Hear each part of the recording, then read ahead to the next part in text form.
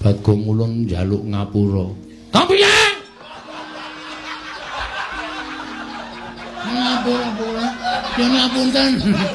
Mboten kelingan sampeyan teng ngajeng kula. Nek ora Bagong ora ana to.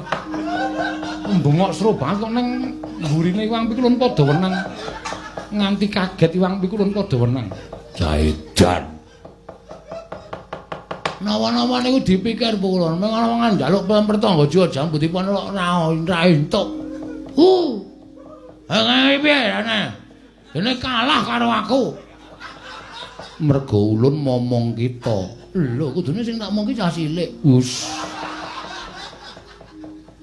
Bagong, nun Pikulun. Ora wedi kan ulun. Takut Pikulun. Aja sembrono. Dados apane? Padake lagu wae. Manikmaya ulun kanthi ana ing Ngundarandir Bawana wonten wigatos menapa akeh ing bakal ulun paringake kalawan jeneng kita lan ulun paringi pangandikan ingkang akeh-akeh merga pendak-pendak kita isih katarungku hawa nepsu pelem pertangga jiwa jambutipun nirmala Bagong men nggawa sakarepe sak oke-oke lan sakarepe dhewe supaya dadi sarana mbangun desa. Bagong, nah aja dintekke. Apun kula gawake senso ajeng tak tegor. Kulon mangke kula ngawat-awati dhateng Bagong sampun atus kuatos Kresna ulun pasrah. Inggih ngestakaken dawuh.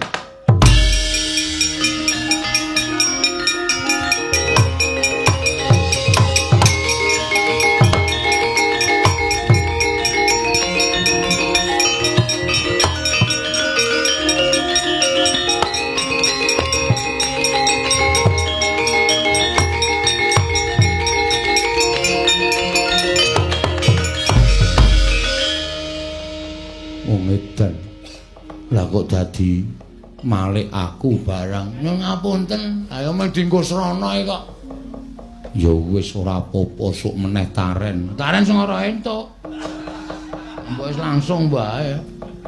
Arep mampir nang Madukara kok gojag-gajeg. Piye? Arep mampir nang Madukara kok gojag-gajeg.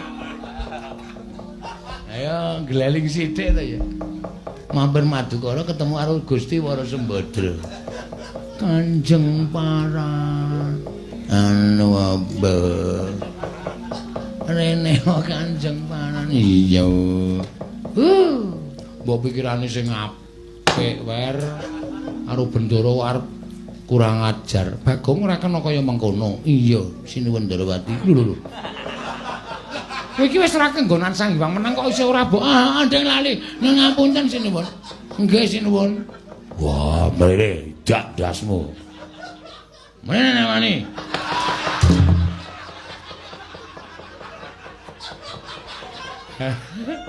Ayo gleleng kok njur terus-terusan ora. Ayo gong mulai. Yo, iki sing entuk pelem. Pertangga jiwa kemampu Ning wis ora apa-apa lah. Kemampu truk. Kowe doyan ora truk kemampu? Doyan. Aku iki sing rada bosok ya doyan. Kemampu ya doyan wis pokoke tak nut wae kok. Iki oke sing rada kemampu ya, Tru. Disengget yo. Ya iya. Rasa kuwatir. Aku diturai. Aku diturai pelem sing mrenyok ya ora apa-apa. Peloke tak nggone mut-mutan. Mut-mutan jengkule mlocot ora.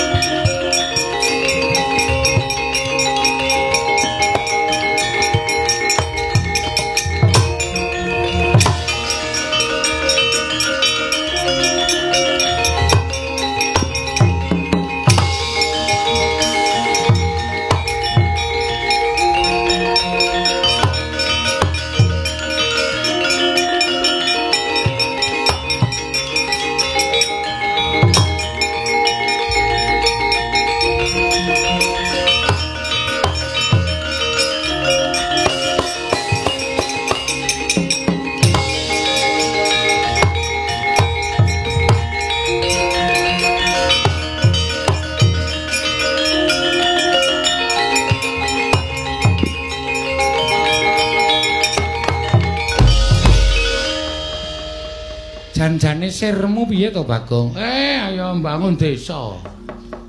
Bangun apa? Bangun mental dan spiritual. Lahir dan batin.